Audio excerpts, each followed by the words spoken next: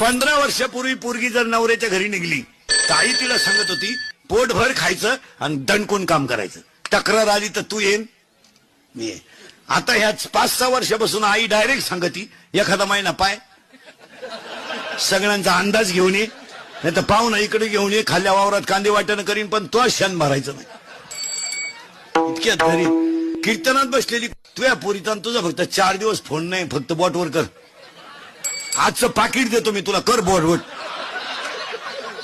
तुला काम नाही का काय दुसरं?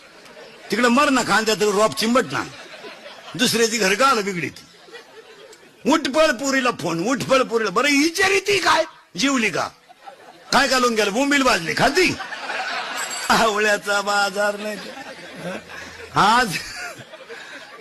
आजपासून जर महिला मंडळ पुरीच्या घरी डोकं लावलं तो तू काय शेवय लिहून घे.